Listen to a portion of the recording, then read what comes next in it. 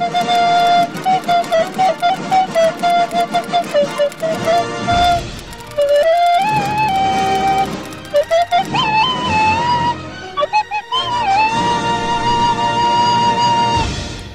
kepada korang yang tengah tengok video ni, sila tinggalkan jejak korang dengan komen apa saja in the comment section below. Terima kasih.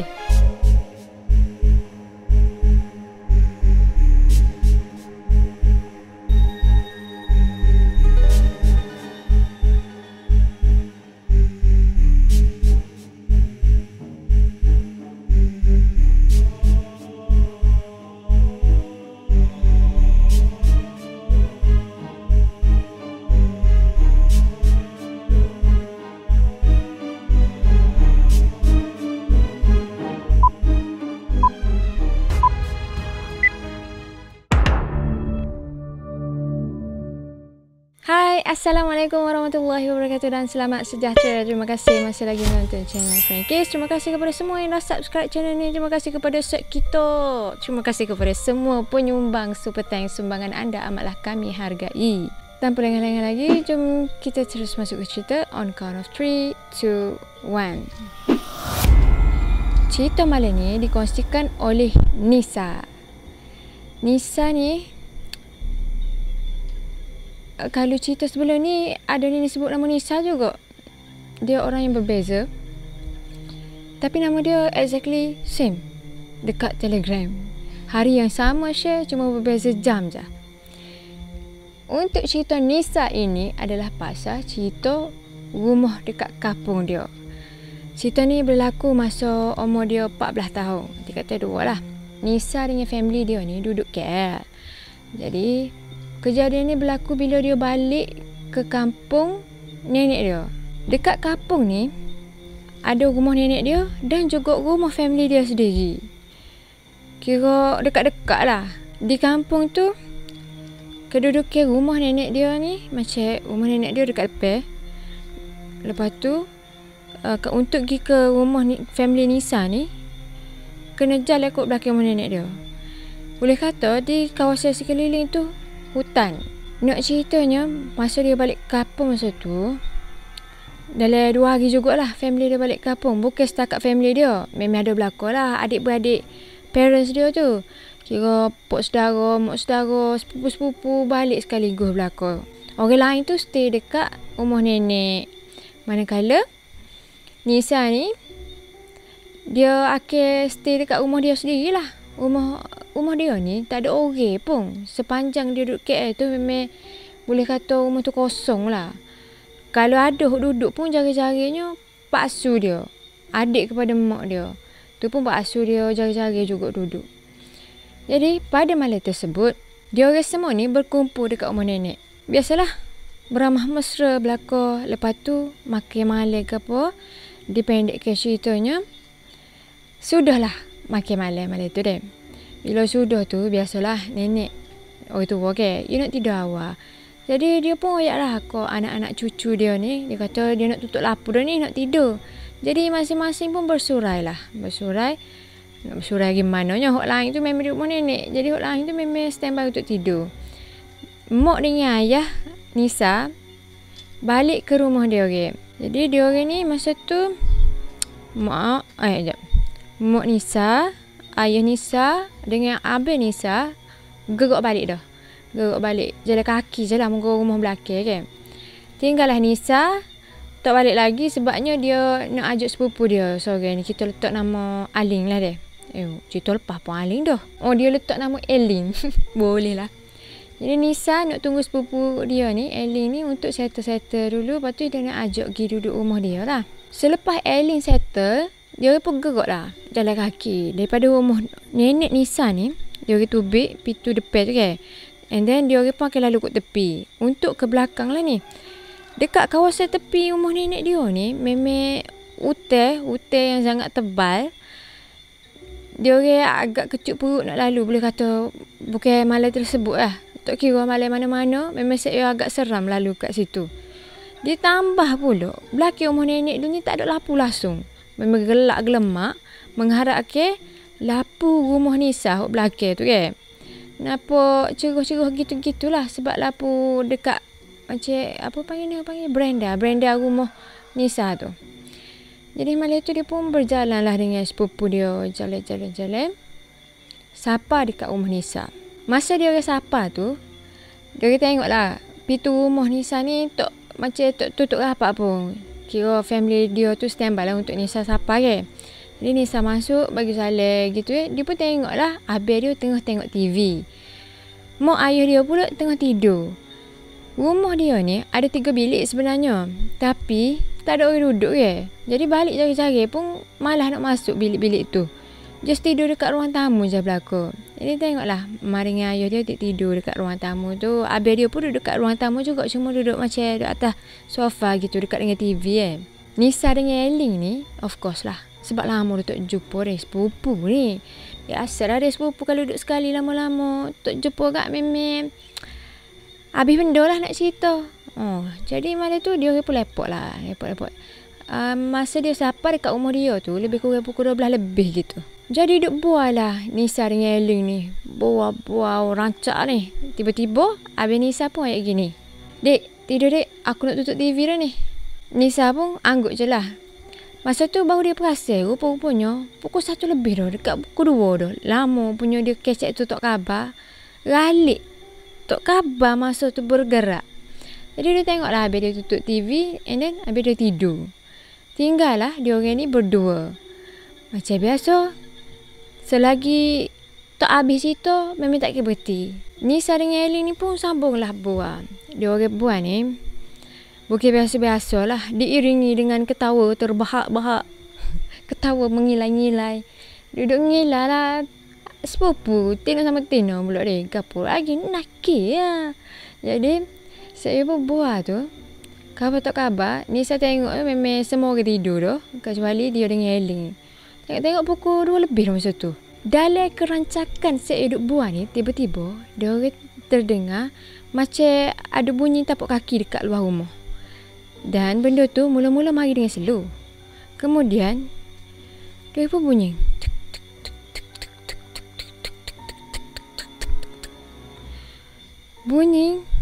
orang tu dia bukan setakat berjalan deh. Daripada slow tiba-tiba kohor derah dan bunyi dia bukan gimari-gimari gitu. Mengelilingi rumah. Like dia orang ni betul-betul dengar dengan jelas. Sebabnya someone who tengah berlari dekat luar rumah dia orang ni bukan berkaki ayam. Dia orang bunyi macam orang tu tengah pakai selipar tinggi ataupun panggil apa tu? Aduh ke orang zaman dulu tu. Dia pakai lipat kayu tu. Alah tak ingat. Saya awak terang komen lah bawah ni tak ingat ke apa dia panggil tu. Jadi bunyi tu degah lah. Orang tu duduk lari. Kata Nisa bukan lari biasa-biasa. Tu menyebabkan dia orang rasa seram gila. Sebabnya bunyi tu degah sangat tau duk. Laju like keliling rumah. Bunyi gitulah. Bunyi pakai selipar tu. Kedudukan Nisa masa tu dia duduk dekat pintu ruang tamu, pintu masuk tu. Dan pintu tu tak betul-betul tertutup lagi masa tu. Pukul 2 lebih adik tak tutup lagi. Jadi bila dia dengar orang lari tu, dia cuba tengok tu. And of course dia nampak satu bayang orang. Tapi dia tak tahulah jatuh Tino. Cuma dia nampak bayang orang sedang berlari lah. Kuat sangat bunyi larian tu disebabkan selipar tu.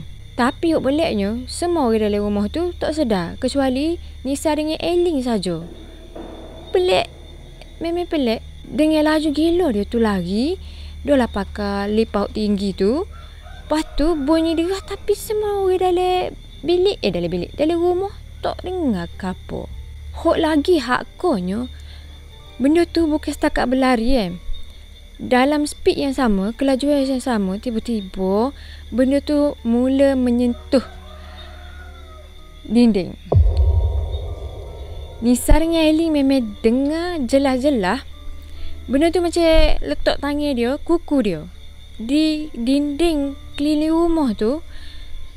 Dia orang dengar benda tu macam cakar sambil-sambil lari. Cakar dekat dengan bahagian Nisa duduk and then bunyi lari. Lepas tu ada satu bilik ruang tamu, bilik tidur berdekatan. Hok paling dekat dengan ruang tamu tu ada tingkap kan. Benda tu cakar juga tingkap tu. Saya bayar. Ni macam paranoid gila rasa. Sorry ya.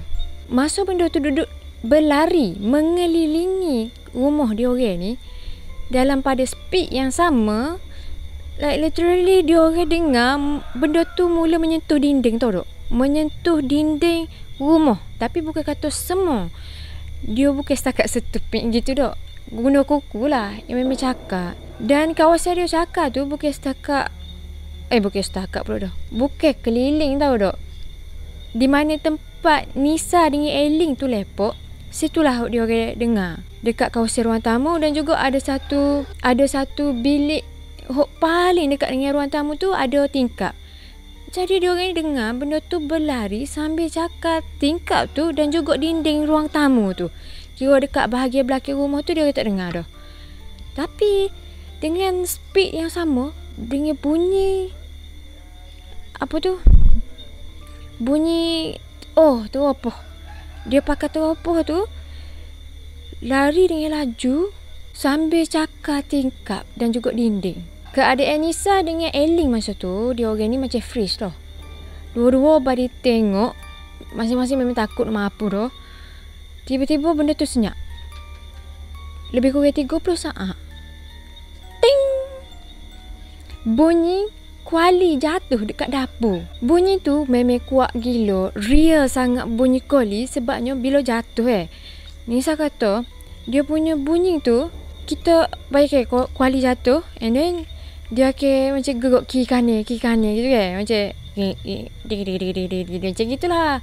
Macam motion hot sebenar bila kuali jatuh bukan terlengkup, tau tak? Like literally macam betul punya position. Kemudian bunyi gedek. Bunyi real sangat-sangat sebab bunyi kiri kanan gitu. And then benda tu kau lama kau slow and then senyap. Tapi menambah kepelikan dia orang ni, walaupun bunyi kuali tu sangatlah kuat and dapur tu tak jauh mana deh, mak dia orang ni tak sedar. Sedangkan mak dia ni bukan jenis tidur mati duk. Boleh kata kalau buka pintu pun mak dia boleh sedar. Ni dengan orang lagi keliling rumah, dengan kuali jatuh, langsung mak Nisa ni tak sedar. Eileen masa ni dia memang paling teruk kau Nisa. Memang nampak muka dia takut gila dia. Dekat dengan Eileen, mak Nisa. Mak Nisa tidur dekat situ dia. Tak ada tanya Nisa nak kena geruk ke gapo. Memang Eileen geruk terus mak saudara dia tu. Geruk bangun. And then mak Nisa bangun dia. Mak Nisa pun macam bengong buat apa Dia pun ya Allah kata ada kuali jatuh dapur. Terus mak Nisa bangun berdiri, pergi cari nyapu dekat belakang pintu. Pegang nyapu pergi dapur. Lepas tu kak dia macam buat apa mak dia gitu Kemudian mak dia pun mari semula. Dia tanya tak ada orang pun. Oh, rupa-rupanya mak Nisa tu macam mama lah. Dia expect ingat kau ada orang pecah masuk ke apa. Lepas tu Nisa dengan Eileen ni terus cerita. Rupa-rupanya dia orang ni kena gangguan. Mak dia pun tak expect. Nisa kata, berani gila mak dia kabar-kabar naik. Kabar-kabar bangun pegang nyapu. Rupa-rupanya mak dia ingat ada orang lain. Pada masa tu juga, Nisa dengan Eileen ni cerita detail ke mak dia daripada start dia orang dengar tu sehinggalah bunyi jatuh tu. Lepas tu bila mak Nisa dengar detail tu cerita, dia pun terus gerak ayah Nisa. So bangunlah dia. Bangun so cek lah apa perlu kat dapur tu dekat luar rumah korang dia. Jadi ayah Nisa ni bangun and then ayah Nisa cek lah dekat dapur. Dia tubik kat luar rumah dia tengok memang clear tak ada gapo-gapo. Tapi benda paling peliknya daripada kejadian-kejadian tadi adalah bila dia orang ni pergi ke dapur tengok kuali mana hok jatuh. Seawak tak ada sebutir kuali pun dekat dapur tu. Ni tahun telah berlalu daripada cerita ni. Tapi saya kata memang dia ingat jelas-jelas.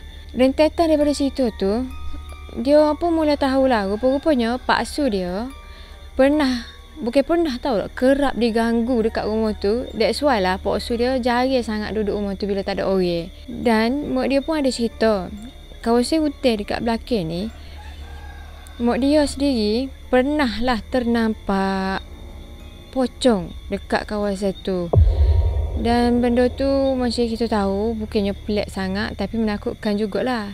Tak pelik tu sebab memang kawasan dia lah, hutan kan. Loni-loninya rumah tu tidak ditinggalkan kosong dah. Even tu Nisa dengan family dia duduk kat KL, and Pak Su dia pun dah kahwin dah. Tapi rumah tu dah ada penyewa. Molek dah lah. Kawasan hutan dekat tepi-tepi tu pun dah tak jadi hutan dah. Ada rumah-rumah baru dah dekat sana. Ni adalah cerita kedua. Cerita kedua ni diceritakan oleh Baby Nuyu. Baby Nuyu ni sweet tau dah orang dia. Ada sweet, lucu lah benarnya. Kena semua orang.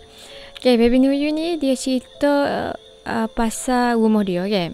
Berlaku pada tahun 2017. Dalam rumah dia ni ada nenek dia ataupun dia panggil Tok. Ada Tok dia, ada Umi dia dan juga mak saudara dia.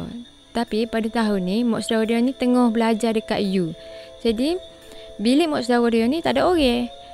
Nuyu ni kebiasaannya dia akan tidur dengan Umi dia. Tapi disebabkan bilik mak saudara dia ni kata lama sangat kosong, tahu tak? Sebab mak saudara dia ni jarang sangat balik. Kadang-kadang 3 bulan sekali, kadang-kadang 4-5 bulan sekali baru balik. Jadi kat pada satu hari tu Nuyu ni decide untuk dia tidur dalam bilik mak saudara dia. Dia oyaklah ke Umi nak tidur. Dan kebetulan juga pada malam dia nak tidur dekat bilik mak saudara dia ni, Umi tak ada kat rumah. Umi minta tolong Tok dia jaga dia. Kira dekat dalam rumah tu ada 2 orang je lah, Nuyu dengan Tok dia. Jadi disebabkan tak ada orang, malam tu Nuyu tidur dalam bilik mak saudara, and then Nuyu pergi panggil Tok dia untuk temui dia tidur dalam bilik tu. Malam tu dia pun tidur lah dengan Tok dia kan.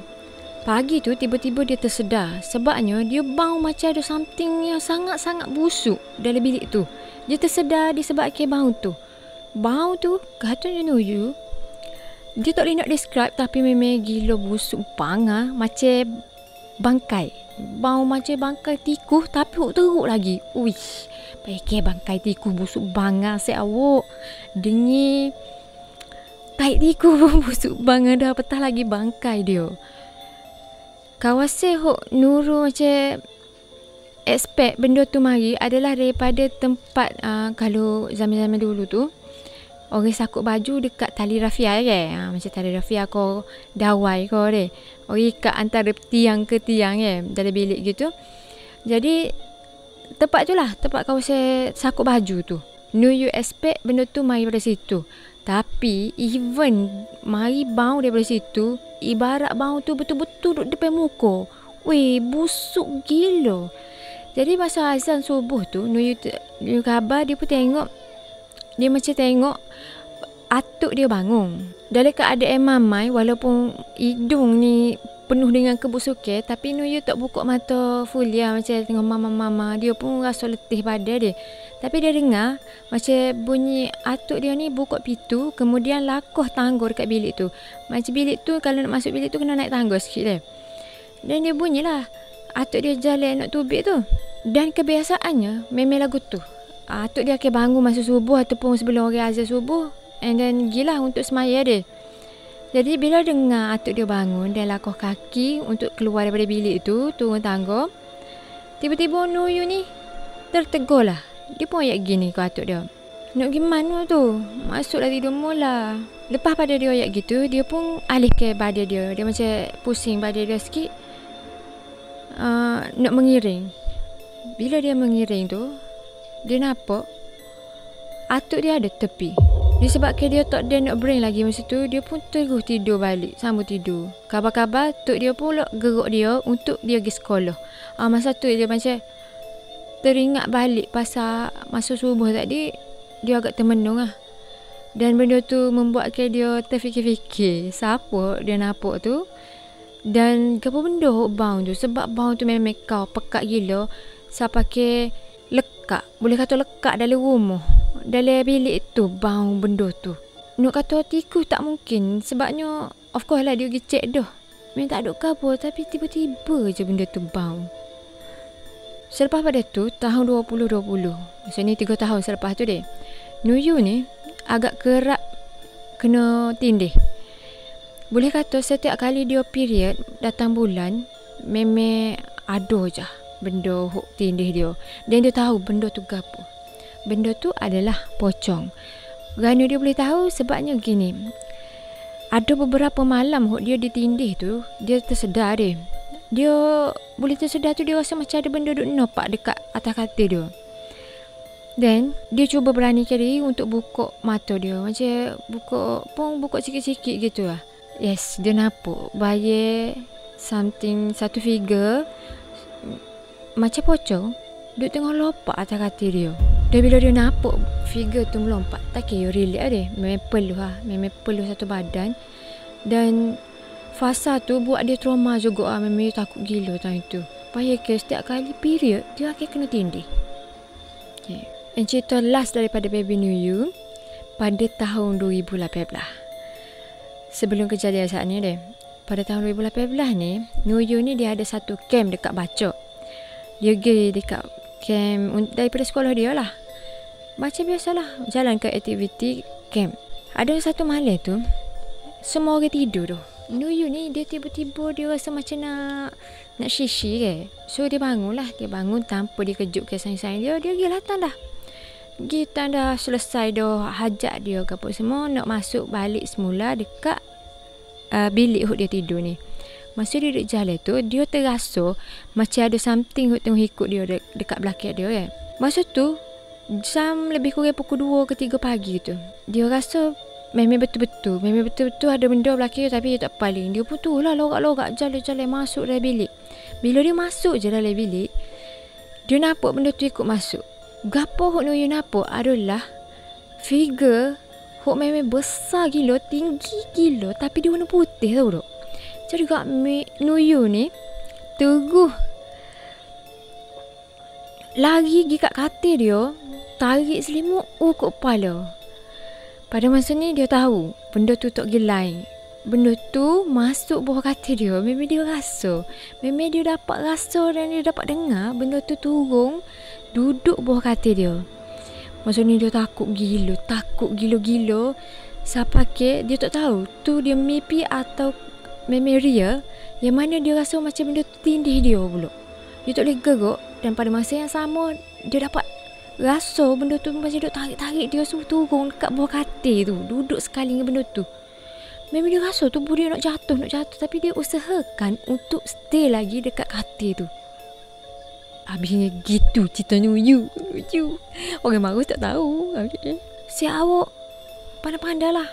Agak endingnya orang tu Nuyu. Kak baca awak atas je deh. Okey lah. Untuk hari ni itu saja cerita. So sila jalankan tugas awak dengan rating cerita Nisa dan juga Nuyu ni. Rating deh, jangan tak rating. Lepas tu tak ada apa lah. See you in the next video. Jangan lupa juga atas ceritakan ini. Okay? Apa dosa ni nak ayat Okay. Halalkan zahir dan batin. Terima kasih. Bye-bye. Bye-bye guys. Love you. Bye-bye. Jadi malam tu dia pun berjalan lah dengan sepupu dia. Jalan. Sapa dekat rumah Nisa. Masa dia orang sapa ni, dia orang tengok rumah pitu tu. Rumah pitu pula dah. Nisa kata, berani gila. Mak dia kabar-kabar naik. Kabar-kabar bangun. Pegang nyapu. Rupa-rupanya mak dia ingat ada orang lain. Pada masa tu juga, mak Alex pulak dah. Pada masa tu juga, apa dah tak ni? Okay.